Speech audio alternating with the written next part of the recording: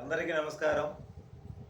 మా సబ్స్క్రైబర్లకి మా సపోర్ట్ చేసి మీ అందరికీ కూడా చాలా ధన్యవాదాలు. థ్యాంక్ యూ అందరికి కూడా. ఇది ఒక కథే. పార్ట్ 12.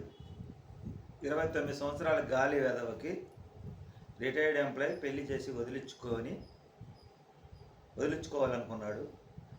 వదిలించుకున్న క్రమంలో ముసలమ్మని మోసం చేశారు. ముసలమ్మ మనవరాలకి ముసలమ్మకు మాయ మాటలు చెప్పి మోసపోయిన ముసలమ్మ కథ. రిటైర్డ్ ఎంప్లాయీ ముసలమ్మ మనవరాలు పెళ్లి చేసుకోవడానికి వాళ్ళ కొడుక్కి ఎలా మోసం చేసి అనేది కథ. ఇది ఒక కథ మాత్రమే, ఎవరిని ఉద్దేశించింది కాదు. ఈ సమాజంలో జరిగే అంశాలను బట్టి మనం చెప్పడం జరుగుతుంది. ఇందులో పాత్రలు, సన్నివేశాలు అన్నీ కూడా కల్పితాలే. ఈరోజు నేటి సమాజంలో ఎలా జరుగుతుందనే దాని గురించి. ఇంకా పార్ట్ 12కి వస్తే, అమ్మాయిని పుట్టింటి ధర్మేశాడు ఆ గాలి వెధవ, ముసలమ్మ మనవరాలు. ఒక రిటైర్డ్ ఎంప్లాయీ, ఒక ముసలమ్మ కథ అన్నమాట ఇది. వాళ్ళ పెద్దవాళ్ళ కథ ఇది. పుట్టింటి ధర్మేశాడు. ధర్మేసిన తర్వాత అమ్మాయి తండ్రి చెప్పాడు కదా, పార్ట్ 11లో చెప్పాడు కదా, ఇక నువ్వు మా ఇంటికి రావద్దు, నువ్వు భార్యను పోషించుకునేటప్పుడే పెద్ద మనిషిని తీసుకొచ్చి కాగితాలు రాతకోతలు రాయించుకొని నువ్వు అసలు ఎక్కడ జాబ్ చేస్తున్నావు, ఏం చేస్తున్నావు అది పక్క ఆధారాలు చూపించి తీసుకుపో. ఇక ఆశామాషగా పంపించేచ్చారు కదని కరాకనికి చెప్తే, ఇక వాళ్ళందరూ ఒక ఆలోచనకు వస్తారు. ఓహో, వీళ్ళు మన వ్యవహారం అంతా పసిగట్టేశారు, మనం పనికిమాలలో వాళ్ళకి అర్థమైపోయింది, ఇక ఈ అమ్మాయి మనకి ఎట్టి పరిస్థితుల్లో మనకి పనికిరాదు అనే నిర్ణయానికి వచ్చేసి ఎమ్మటినే గొడవలు పెట్టుకొని మనం గట్టిగా రెచ్చగొడితే వాళ్ళు కేసులు పెడతారు మా మీద, కోర్టుకి వేస్తారు, పరిహారం కట్టించాల్సి వస్తుంది, నష్టపరిహారం అనే ఆలోచనతో ఆ ముసలోడు మహామేధామని చెప్పాను కదా ముందు వీడియోలో, ఆ ముదురు అనమాట. సైలెంట్గా అమ్మాయి తరపు వాళ్ళు ఆవేశపడినా ఆలోచన చేసినా సైలెంట్గా ఉంటూ వాళ్ళని రెచ్చగొట్టి ఎరగనట్టు కదిలించి గమ్మునుంటా వాళ్ళు కాలక్షేపం చేస్తారు. ఇలా ఒక సంవత్సర కాలం జరిగిపోయింది. సంవత్సర కాలం జరిగిపోయిన తర్వాత అమ్మాయి ఒకరోజు ట్రైనింగ్ అని వాళ్ళ ఊరు వెళ్ళింది. స్కూల్కి సంబంధించి, స్కూల్లో ప్రైవేట్ స్కూల్లో టీచర్గా చేస్తాను, ట్రైనింగ్కి వెళ్ళింది అనమాట స్కూల్కి సంబంధించి. వెళ్ళినప్పుడు ఆ అబ్బాయికి ఫోన్ చేసి పిలిపిస్తుంది, ఇలా ఎంతకాలం ఉందాం, పెద్దవాళ్ళకి ఒకరికొకరు మాట కుదరకపోతే మనం ఇలా ఎంతకాలం ఉందాం, నువ్వు ఇప్పటికైనా ఏదైనా జాబ్ చేస్తున్నావా, ఎప్పుడు తీసుకెళ్తావు నన్ను అని వినయపూర్వకంగా అమ్మాయి అడిగితే, ఆ అబ్బాయి సమాధానం ఏం చెప్తాడు తెలుసా, మీరు నోటీసులు పంపిస్తున్నారు కదా పంపించండి, మీరు నోటీసులు పంపిస్తున్నారు కదా పంపించండి అని రెక్లెస్గా సమాధానం చెప్తాడు. ఈ అమ్మాయి జనరల్గా ఏమనుకుంటుందంటే, జనరల్గా కోపతాపాలమే జరుగుతుంటే గొడవలు, తర్వాత రాజీ చేసుకుని తీసుకెళ్తారులే అని అనుకొని ఆశగా ఎదురు చూసేది సంవత్సరం రోజులు. సరే, కొంతకాలం తర్వాత ఇంకా అమ్మాయి తల్లిదండ్రులకి అంత స్తోమత లేదు, ఎందుకంటే వీళ్ళు చేసిన మోసానికి ఆ అమ్మాయి తల్లిదండ్రులకి షుగర్లు, బీపీలు అన్నీ వచ్చేసి మానసికంగాను ఆర్థికంగాను నష్టపోయారు పెళ్లి చేసి. ఆ దెబ్బతో అదేవిధంగా వాళ్ళ నాన్న అమ్మ నాన్న ఆలోచన చేసి వాళ్ళకి బీపీలు, షుగర్లు వచ్చేసి అనారోగ్యం పాలవుతారు. ఆ విషయం గురించి వాళ్ళ నాయనమ్మ కూడా ఆలోచన చేసి ఆమెకి ఒంట్లో ఉన్న వ్యాధి బయటపడింది. అప్పుడు దాకా ఆమెకు ఆ వ్యాధి అనేది తెలియదు. ఎప్పుడైతే ఈ వ్యాధులు ఎప్పుడు బయటపడతాయంటే, మనకి ఏదైనా గట్టి దెబ్బ తగిలినప్పుడు, ఆర్థికంగాను మానసికంగాను మోసం చేసినప్పుడు, ఆలోచన చేసినప్పుడు అప్పుడు దాకా బయటపడిన వ్యాధులు అప్పుడు బయటపడతాయి. ఆమెకు ఒక వ్యాధి బయటపడింది, క్యాన్సర్ వ్యాధి. ఇంకా అక్కడి నుంచి ఆ మంచం పట్టేసింది ముసలమ్మ. సరే, నానమ్మ పరిస్థితి ఉంది కదా అని చెప్పి మధ్యలో మళ్ళా ఇంకొకసారి అబ్బాయి ఫోన్ చేస్తాడు. అమ్మాయికి ఫోన్ చేస్తే, ఉద్యోగం నేను పలానా సాటు చేస్తున్నాను ఏదంటే వాళ్ళ నాన్నకు వచ్చి చెప్పిద్ది అమ్మాయి. అదే ఎక్కడ చేస్తున్నాడో కరెక్ట్గా ఆధారాలు పెట్టమనమ్మా అని వాళ్ళ తండ్రి అమ్మాయితో చెప్తే, అమ్మాయి అడిగింది. ఒక వారం రోజులు మాట్లాడుకుంటారు బాగానే. మాట్లాడుకున్న తర్వాత ఆ వారం తర్వాత నువ్వు అసలు ఎక్కడ జాబ్ చేస్తున్నావు, నువ్వు చేసేటప్పుడు నీ అకౌంట్లో డబ్బులు పడతాయి కదా, ఆ ప్రూఫ్ చూపించమంటే ఆ మాట అనేది నిజం. ఆ వాళ్ళు ఫోన్ చేసి మాట్లాడినప్పుడు పెళ్ళికి ముందు చిన్న అబద్ధాలు చెప్పేది. మళ్ళీ ఏదో ఒక మాయ మాట, అంతకుముందు కాపురాన్ని తీసుకుపోయేటప్పుడు ఉద్యోగం వచ్చిందని తీసుకుపోవడం, తర్వాత ఆ ఉద్యోగం మాకు సెలెక్ట్ కాలేదు, రీసెట్ కాలేదని చెప్పి ఏదో మాయ మాటలు చెప్పడం, అక్కడ గొడవ జరిగి అమ్మాయిని పంపించేస్తారు వాళ్ళు. ఇక తర్వాత ఏం చేస్తాడు, నేను ఉద్యోగం గురించి పలాసాట కరెక్ట్గా చెప్తే మీరు నా మీద భరణం కింద కేసేస్తారని చెప్పి అని అంటాడు. అసలు నీకు వచ్చేదో 10,000, 12,000, 15,000 రూపాయల జీతం ఒకవేళ నువ్వు చేస్తే నువ్వు వచ్చేది అది కరెక్ట్ కాదు, దానికంటే భరణం వేస్తారు. భరణం వేసే పనితే నేను ఎందుకు మాట్లాడుతాను ఫోన్ నీతోటి, లేదు మీరు భరణం వేస్తారు అందుకని నేను చెప్పను అని అంటాడు. తర్వాత అమ్మాయిల తమ్ముడు ఎంక్వైరీ చేస్తే వాడు ఉద్యోగం లేదు, సద్యోగం లేదు, అయ్యే గాలి మాటలు, అయ్యే గాలి కథలు చెప్తా వస్తున్నాడు. ఇక తర్వాత ఏ విధంగా ఈ అమ్మాయిని ప్రయత్నం చేసినా అమ్మాయి రావట్లేదు. వాళ్ళ ఉద్దేశం ఏంటంటే, అమ్మాయిని తీసుకుపోవటం, అమ్మాయి వాళ్ళ తల్లిదండ్రుల నుంచి వరకట్న వేధింపులు వచ్చిన కాడికి లాగటం, లాగిన తర్వాత అమ్మాయిని పుట్టింటికి పంపించడం. ఎందుకు ఆ ఆలోచన ఉంటే అబ్బాయి పెళ్ళికి ముందే ఒక వేరే వాళ్ళతో ప్రేమించుంటారు ఒక అమ్మాయిని. అది తర్వాత తెలిసింది అమ్మాయి తల్లిదండ్రులు. ఆ తల్లిదండ్రులు ప్రేమించి ఈడు గాలితెరగా తిరుగుతుంటే ఈడు గాలితెరగా తిరుగుతున్నాడు ఇట్లా అని చెప్పి వాళ్ళు పెళ్లి చేస్తే ఆ అమ్మాయి తరఫున వచ్చే కట్నం ద్వారా వాడికి ఏదైనా వ్యాపారం పెట్టించి సెట్ అయితే ఆ అమ్మాయిని పుట్టింటి తరిమేసి ఇంకా వాడి ఇష్ట ప్రకారం ఊరేగాలని వాడు ప్లాన్. అంటే ప్రేమించిన అమ్మాయిని పెళ్లి చేసుకుంటే వీడికి ఆధారం ఉండాలి కదా. ఆధారం ఉండాలని డబ్బులు ఇస్తారు, వీడికి డబ్బులు ఇవ్వరు కదా. ఎవరు అన్నప్పుడు ఎవరో ఒక బక్రా ఫ్యామిలీ కావాలి. ఆ బక్రా ఫ్యామిలీ ఏదంటే ఈ ముసలమ్మ మనవరాలు కుటుంబం కనపడింది. ఆ ప్లాన్ చేసి వాడు గాలివేద పెళ్లికి ముందే వేరే అమ్మాయిని ప్రేమించిన సంగతి వాళ్ళ నాన్నలకి వాళ్ళకి కుటుంబ సభ్యులందరూ తెలిసి మరి కట్నం కోసం అమ్మాయిని చేసుకో, నువ్వు సెట్ అయిపోయిన తర్వాత అమ్మాయిని ధరిమేద్దు, మనకు మనకు వెనతో పెట్టి మించలే కదా, ఎన్ని అప్పులు తీసుకుని అప్పులు కొట్టడం కానీ ఇట్లాంటి మోసాలు చేయడం కానీ మన ఫ్యామిలీకి అలవాటే కదని వాళ్ళ ప్లాన్ ప్రకారం వాడు పెళ్లి చేస్తారు. వాళ్ళు అదంతా అమ్మాయి తల్లిదండ్రి పసిగట్టడం, ఈ అమ్మాయిని గట్టిగా చెప్పేస్తారు. కానీ అమ్మాయి మటుకు పరిస్థితులు బాగాలేవులే, నన్ను ఎప్పుడైనా వాడు కాపురాన్ని తీసుకెళ్తాడే అని ఎదురు చూస్తూ ఉంటుంది. చూస్తూ ఎన్నో ప్రయత్నాలు చేస్తూనే ఉంటుంది. చేసినా వాళ్ళు ఏ మార్పు లేదు, దున్నపోతు మీద వానబడ్డట్టి, అంటే చలనం లేదు. ఎప్పుడు తర్వాత మళ్ళా వాళ్ళకి వేరే వాళ్ళు సలహా ఇస్తారు, ఒక 5 సంవత్సరాలు జాగ్రత్తగా గమ్మునుండండి, వాళ్ళు ఎప్పుడైనా మాట్లాడితే ఇట్లా ఏదో ఒకటి రెచ్చగొట్టి వదిలితే ఎదురేస్తామంటే తీసుకెళ్తామని చెప్పండి. 5 సంవత్సరాలు పూర్తయిన తర్వాత నోటీసులు పంపిస్తే, అమ్మాయి కాపురం రాలేదు నోటీసులు పంపిస్తే మీకు ఖర్చు లేకుండా విడాకులు అవుతాయి అని వాళ్ళకి ఈ సలహాలని కనిపెట్టుకొని 5 సంవత్సరాలు కోసం వెయిట్ చేస్తుంటారు. ఈ మధ్యలో అమ్మాయి తమ్ముడు, అంటే ముసలమ్మ మనవరాలు తమ్ముడు, కొడుకు అనమాట. అబ్బాయికి పెళ్లి కొడుకు బావమరిది అవుతాడు. అమ్మాయి తమ్ముడు ఏమడుగుతాడంటే ఒకసారి బస్ స్టాండ్లో కనపడి, బావా ఇప్పుడు ఏమైనా జాబ్ చేస్తున్నావా, ఇంకెంతకాలం ఎలా అని అంటే, నాకైతే జాబు పెద్ద జీతం లేదు, నేను వేరే సాట్ జాబ్ చేస్తున్నా, నాకు వచ్చేది సంపాదన తక్కువ, మీ ఇష్టం అంటే మీరు వదిలించుకోండి అనే లెక్కలో, మీరు వదిలించుకోండి అనే లెక్కలో మాట్లాడతాను. అదేంది అట్ట మాట్లాడతామంటే, అంతే మీ నాన్న మీ అమ్మ అప్పుడు నన్ను ఏదో అన్నారు కదా, మీ నాన్న మీద అంది కదా, మీ అక్క నన్ను ఏదో అంది కదా, వాళ్ళు అలా అంటున్నారు కదా, ఇలా అంటున్నారు కదా అంటే వీడిని ఊరకు పోషించలేదు నీకు డబ్బులు ఇచ్చి వాడేది. ఆ తర్వాత నీకు కూడా మీ అక్క నాలుగు ఇంట్లో పెట్టుకుంటే నీకు కూడా పెళ్లి కాదు కదా అన్నట్టుగా అమ్మాయి తమ్ముడు కూడా బ్లాక్మెయిల్ చేస్తారు అందరు కలిసి. ఇవన్నిటినీ వాళ్ళ నాన్న తట్టుకుంటూ ఈ ఆలోచన చేసి మానసికంగా నలిగి కృషించి ఆరోగ్యం పాడై సరిగ్గా వర్క్ కూడా చేయలేక కుటుంబం చాలా ఇబ్బందులు పడిపోయింది.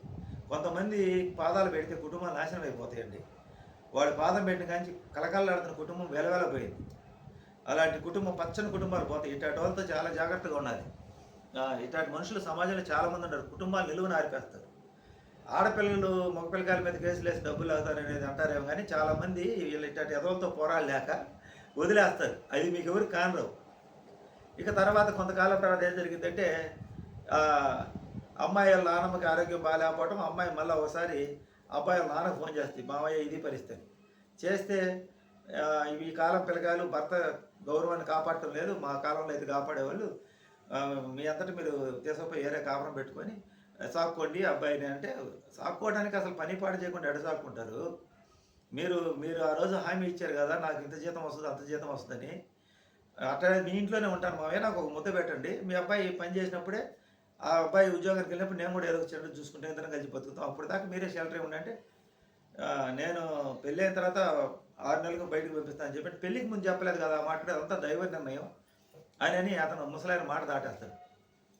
దైవ నిర్ణయం. మోసం అంటే ఇంకెంతకన్నా మోసమే ఉంటుంది. పెళ్ళికి ముందేమో మాకు ఆస్తి ఉంది, అక్కడ పొలం ఉంది, అక్కడ ఇల్లు ఉంది, మాకు నెలకి 70,000 ఇన్కమ్ వస్తుంది, హ్యాపీగా ఆనందంగా సంతోషంగా జీవించు అని మాయ మాటలు చెప్పి పెళ్ళి అయిన తర్వాత నేను బయటికి పంపిస్తాను కదా, నాకున్నది ఒకటే కొడుకు, ఆడపిల్లలందరూ పెళ్ళిళ్ళు అయిపోయినాయి, మనం అందరం కలిసి హ్యాపీగా ఉందాం అని చెప్పిన తండ్రి, నాకు సంబంధం లేదు, ఆయన మా ఆడపిల్లలు ఒప్పుకోవట్లేదు, నువ్వు నీ చిన్నపిల్లలు నువ్వు మాట్లాడకూడదు, మీ పెద్దవాళ్ళందరినీ తీసుకోండి అంటే, ఈ అమ్మాయి వాళ్ళ తండ్రికి వాళ్ళ మామ వాళ్ళతో కానీ ఎవరికి బంధువులతో కుదరదు. ఎందుకంటే అతను కరెక్ట్గా మాట్లాడితే ఎవరికి నచ్చదు. వాళ్ళందరూ అలా రారు కదా అని చెప్పి వాళ్ళు ఆ మాట చెప్తారు.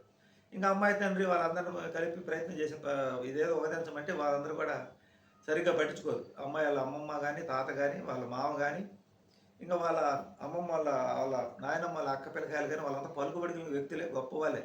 ఎక్కడికైనా ఫంక్షన్లకు వస్తే కోటలు దాటుతాయి అన్నమాట. మేము అట్టాడి పలుకుబడింది ఇట్టాడి పలుకుంది, మేము వస్తువులను దాదాలు అంటారు. ఎవరి మీద చూపించడానికి ఆ అమ్మాయి తండ్రి మీద చూపించడానికి వాళ్ళు రుస్తువుని దాదాపు చేస్తారు. పక్కన పక్కన వాళ్ళ దగ్గర డమ్మీలు అనమాట. ఇట్లా గొప్పలు చెప్పే డబ్బారాయిలు కూడా నమ్మి మోసపోతుంటారు. అట్లా గొప్పలు చెప్పబట్టే ఈ అమ్మాయి తండ్రి వాళ్ళు ఉన్నారు కదా అని చెప్పి ధైర్యం మీద చేస్తాడు పెళ్ళి. సమస్య వచ్చిన తర్వాత అయితే మాకేం అవసరం లేదు తుస్సు అని పక్కకి వెళ్తాడు. ఇలాంటి డబ్బాలు కొట్టే వాళ్ళు మాట్లాడి పెళ్ళిళ్ళు చేస్తే ఈ ముసలమ్మ మనవరాలు రాత అయింది. ఎవరైనా కానీ బంధువులు ఇలా డబ్బాలు కొట్టే వాళ్ళు మటుకు అసలు నమ్మద్దు. పలుకుబడి ఉందనే వాళ్ళంతా దొంగనాడు డుడుకులు డుడుకులు అంటారు చూడు చిన్న దొంగనాడు డుడుకులు. ఇలాంటి వాళ్ళు అనమాట. వాళ్ళ మాటలు నమ్మి అమ్మాయి తండ్రి అమ్మాయి వాళ్ళ నానమ్మ వీళ్ళు మోసపోతారు. ఒక విధంగా వాళ్ళు కూడా కారణం దీనికి. ఇక తర్వాత ఏం జరిగింది, ఆ అమ్మాయి ఫోన్ చేసి అడిగితే ఇట్లా మీ పెద్దవాళ్ళందరినీ తీసుకునిరా పంచాయతీ పెట్టుకుందాం, మీరు అప్పుడు అట్ట తిట్టారు ఎట్ట తిట్టారంటే ఎందుకు తిట్టరు, నిలువున బిడ్డను తీసుకుపోయిన తర్వాత తీసుకుపోయిన 2 రోజు మొత్తం వచ్చేసి తర్వాత వరకట్న వేధింపులు పెడితే తిట్టకుండా ఉంటారా? మేము సామాన్యులని చెప్పినా కూడా మాకు డబ్బులు ఉన్నాయి మీరేం ఇవ్వాల్సిన అవసరం లేదు, మీరు ఎట్ట చెబితే అట్టని చెప్పి మాయమాట చెప్పి రంగంలో దించి గందరగోళం పట్టించి ఆ అమ్మాయి వాళ్ళ స్థాయికి మించి పెళ్లి చేయించుకొని ఘనంగా చేయించుకొని వాళ్ళకి పెళ్లి ఖర్చులు మంచి అంటే మొత్తం 5 లక్షలు పెళ్లి ఖర్చులు మొత్తం 10 లక్షల దాకా పెళ్లి ఖర్చు పెట్టించి పెళ్లి ఖర్చు 5 లక్షల పై ఖర్చులు అయితే ఏదైతే మొత్తం 10 లక్షల దాకా పెట్టించి ఇంకా పిల్ల తండ్రి ఏ పూటకప్పుడు పని చేసుకునేవాడైతే కోపం రాకుండా ఉంటుందా చెప్పండి? ఎవరైనా మోసం చేసిన తర్వాత కోపం రాకుండా ఉంటుంది? అమ్మాయిని పుట్టింటి ధరివేసిన తర్వాత ఆ ఇద్దాలని కాలుకేస్తే ఎలికేస్తే కాలికి ఇలా మాట్లాడుతూ వాళ్ళు కాలక్షేపం చేస్తారు. ఈ కాలక్షేపం చేస్తామంటే ఇంకా తర్వాత ఆ అబ్బాయి తెలివిగా అప్పుడప్పుడు ఫోన్ మిస్డ్ కాల్ ఇస్తాడు. అంటే మేము ఫోన్ చేసినా ఆ అమ్మాయి లిఫ్ట్ చేయలేదు, స్పందించలేదు, ఈ అమ్మాయి నాకు వద్దని చెప్పడానికి కారణం కోసం అన్నీ ఒక ప్లాన్లో భాగంగా చేస్తుంటారు అనమాట. అప్పుడప్పుడు తిరిగి ఫోన్ చేస్తే ఫోన్ ఎత్తాడు. అలా అలాంటి టెక్నిక్లన్నీ చిట్కాలన్నీ పాటించి ఈ అమ్మాయిని ఎలాగైనా డబ్బులు రూపాయి కూడా ఇవ్వకుండా వదిలించుకోవాలి పక్క ప్రణాళికతో ప్లాన్తో. వాళ్ళైతే ఒక ప్లాన్గా వస్తూ ఉన్నారు. మధ్య మధ్యలో అప్పుడప్పుడు రెచ్చగొడతా వీళ్ళని గందరగోళం పెట్టిస్తూ ఉన్నారు. ఇంకా అమ్మాయి తండ్రికి దిక్కుదోచిన పరిస్థితి. ఒక పక్క బంధువులు అందరూ ఒంటరిని చేసేసారు, ఏకాకి చేశారు. ముసలమ్మ ఉంటే ముసలమ్మ మంచం బట్టి ముసలమ్మ చనిపోయింది. రంగంలో ముగ్గులో దించిన ముసలమ్మ చనిపోయింది. మన వాళ్ళు సపోర్ట్ ఉండరు, వీళ్ళు సపోర్ట్ ఉండరు, మన వాళ్ళు అది ఉందని చెప్పి ఆమె కూడా అందరిని నమ్మి ఆమె కొడుక్కి చిన్నగా దింపి రంగంలో దింపి ఆమె పక్కగా తప్పుకొని ఆమె చనిపోయింది. ఇంకా తర్వాత ముసలమ్మ కొడుకు అంటే అమ్మాయి తల్లి ఆరోగ్యం బాగలేక క్షీణించి వాళ్ళు ఏం చేయలేని నిస్సహాయ స్థితిలో సైలెంట్గా వాళ్ళ వైపున్న పోరాడే శక్తి లేక సైలెంట్గా ఒక దుర్మార్గుల చేతిలో బలై కుటుంబం మొత్తం నష్టపోయి ఆర్థికంగాను మానసికంగా దెబ్బతిని ఏకాక కుటుంబం అయిపోయి ఆ తండ్రి కొంతకాలం ఆరోగ్యం బాగలేక మంచం బట్టి తర్వాత కుటుంబం పరిస్థితి గందరగోళం అయితే ఆ తండ్రికి ఏదైనా అయితే నా బిడ్డ అన్యాయం అయిపోయింది, నా తండ్రి మళ్ళీ చిన్నగా రికవరీ చేసుకుంటూ మందులు ఆడుకుంటూ వాళ్ళ కుటుంబం అష్టకష్టాలు పడుతూ అవస్థల పాలవుతున్నారు. దాన్ని కూడా వాళ్ళు వేరే వాళ్ళ చేత ఈ చేత తిట్టించటము, భయభ్రాంతులు గురి చేయటం, బెదిరించటము, హేళనగా మాట్లాడటం, అవమానంగా మాట్లాడించడం, ఇతరుల చేత నీచంగా అమ్మాయి మీద మాట్లాడటం, ఆ తల్లిదండ్రులను ఎట్టంటే మాట్లాడటం, చేయాల్సిన గందరగోళం అంతా చేసి వాళ్ళని వేధించి మానసిక క్షోభ గురి చేసి గందరగోళం చేసి ఆ కుటుంబాన్ని అయితే పూర్తిగా దెబ్బతీస్తారన్నమాట. మరి భగవంతుడు ఉంటాడో ఉండడో తెలియదు కానీ నష్టపోయినోడిదే తప్పని సమాజం ముద్రేస్తుంది. ఈ అమ్మాయి తల్లిదండ్రిదే తప్పు అంటుంది. గాలి వెదవైన వాడిని మటుకు ఎవరు అందరూ సపోర్ట్ చేస్తున్నారు. అమ్మాయి తరఫున సపోర్ట్ చేస్తున్నారు, వాడిని సపోర్ట్ చేస్తున్నారు. ఇక్కడ సమస్య ఏంటంటే ప్రతి ఒక్కరు చెప్పేది ఏంటంటే ఏ తప్పు చేసినా భర్తను పోషించుకోమని వాళ్ళ అత్తమామ చెప్పిన మాట అదే, వాళ్ళ ఆడబిడ్డలు చెప్పిన మాట, అబ్బాయి వాళ్ళ కుటుంబ సభ్యులు వాళ్ళ అక్కలు వాళ్ళందరూ చెప్పిన మాట అదే, వాళ్ళ బంధువులు చెప్పిన మాట అదే. అమ్మాయి వాళ్ళని ప్రెజర్ చేశారు, మీరే డైవర్స్ ఇవ్వండి అంటే మళ్ళీ ఇట్నే వెళ్ళినా తప్పు చేయాలి. ఫైనల్గా వీళ్ళు ఏం చేయలేక లాయర్ల దగ్గరికి పోలేక పోలీసుల దగ్గరికి పోలేక ఎవరు వీళ్ళకి పలికే దిక్కులేక అంత స్తోమత వెళ్ళలేక సైలెంట్గా కూర్చుంటే ఫైనల్గా వాళ్ళే నోటీస్ పంపిస్తారు. ఇంకా ఆ తర్వాత కథ ఏమైంది అనేది నెక్స్ట్ వీడియో చూడండి. నెక్స్ట్ వీడియోలో ముగింపు కథ చెప్తా. అంతవరకు మా వీడియో చూడండి. ఇలాంటి మోసగాల నుంచి జాగ్రత్త పడతారన్న అవగాహన కోసమే ఈ వీడియో చేయడం జరుగుతుంది. ఇలాంటి వాళ్ళు సమాజంలో చాలామంది ఉన్నారు, మహా తెలివి కల్లోళ్ళు. కత్తితో చంపేవాడు ఒకడైతే, నోటితో చంపేవాడు ఇంకొకడైతే, ఇట్లా ఆర్థికంగా మంచి మాయమాటలు చెప్పి చంపేవాళ్ళు చాలామంది ఉంటారు. ఆ కుటుంబాన్ని మోసం చేసిందే కాక వాళ్ళ మీద లేనిపోయిన నిందలేసి వాళ్ళని గందరగోళం పట్టించి బంధువులు కూడా తోడయ్యి వాళ్ళకి ఆ ఆడపిల్ల కుటుంబాన్ని గందరగోళం పట్టిస్తే ముసలమ్మ దిగులు పడి చనిపోద్ది. ఇంకా అమ్మాయి తండ్రికి షుగర్లు బీపీలు, వాళ్ళ అమ్మకి బీపీలు, అక్కడి నుంచి వాళ్ళకి అన్ని అనారోగ్యాలు దిగులు పడి వాళ్ళకున్నటువంటి అనారోగ్యాలు బయటపడటం, హాస్పిటల్ పాలైపోయి అనారోగ్యంతో దిక్కులేని కుటుంబంగా తయారైంది ఇట్లాంటి ఎదవల చేతిలో పిల్లనివ్వడం వల్ల. ఒక అమ్మాయిని పెళ్లి చేశారంటే ఆ వచ్చే అల్లుడిని బట్టి కుటుంబం అనేది ఉంటుంది. వచ్చేవాడు కొడుకులాగుంటే కుటుంబం ఎక్కువొస్తది. వచ్చేవాడు పోరంబోకులోడు అనుకో, ఆ కుటుంబం సర్వనాశనం అయిపోయింది. ఆ కుటుంబం పచ్చగా కలకల్లాడే కుటుంబం సర్వనాశనం చేశారు. ఇట్లాంటోళ్ళు మంచిగా వస్తారండి మనకి. వాళ్ళని మీరు గాని గుర్తించకపోతే చాలా ఇబ్బంది పడతారు. మాటలు కోటలు దాటుతాయి. ఆడపిల్లలు ఇచ్చే ముందు బాగా ఎంక్వైరీ చేసుకోండి. ఈ తండ్రి ఎంక్వైరీ చేయలే. వాళ్ళ బంధువులు ఎంక్వైరీ చేశారు కదా అని చెప్పి అబ్బాయి వాళ్ళ నాన్నకు ఉద్యోగం ఉందని మటుకు మోసపోవద్దు. అబ్బాయికి నాన్నకు ఉద్యోగం ఉండి అబ్బాయి కానీ ఖాళీగా తిరుగుతుంటే వాడు గాలి వెధవ అవుతారు 100%. కొద్దిమందే కొంతమంది కొంతమంది కుటుంబాల్లోనే వాళ్ళు సక్సెస్ అవుతారు. సామాజిక వర్గం బలంగా ఉండే కుటుంబాలు కొన్ని ఉన్నాయి. వాళ్ళ పిల్లకాయలు కొంతవరకు సక్సెస్ అవుతారు కానీ మిగతా వాళ్ళ తల్లిదండ్రులు ఉద్యోగస్తులైతే పిల్లకాయలు మటుకు గారాబంగా పెంచి ఇలా గాలి వెదలు తయారు ఇంకొక ఆడపిల్ల జీవితానికి ఒక ఆడపిల్ల జీవితం కాదు నాశనమైంది. ఆ కుటుంబం నాశనమైంది ఇట్లాంటి ఎదల వల్ల. ఇదండి వీడియో. నచ్చితే లైక్ చేయండి, సపోర్ట్ చేయండి, సబ్స్క్రైబ్ చేయండి. Thank you.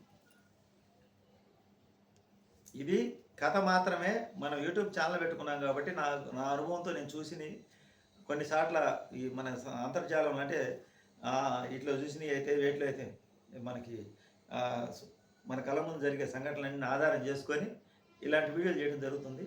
దీన్ని ఎవరిని ఉద్దేశించింది కాదు, మళ్ళీ ఇది ఎవరైనా ఉద్దేశించింది అనుకుంటారేమో. సామాజిక అంశాల మీద చేస్తున్న వీడియో. వీటి వల్ల జాగ్రత్త పడతారు ఆడపిల్ల తల్లిదండ్రులని చెప్పడమే. ఇది నచ్చితే లైక్ చేయండి, సపోర్ట్ చేయండి. Thank you.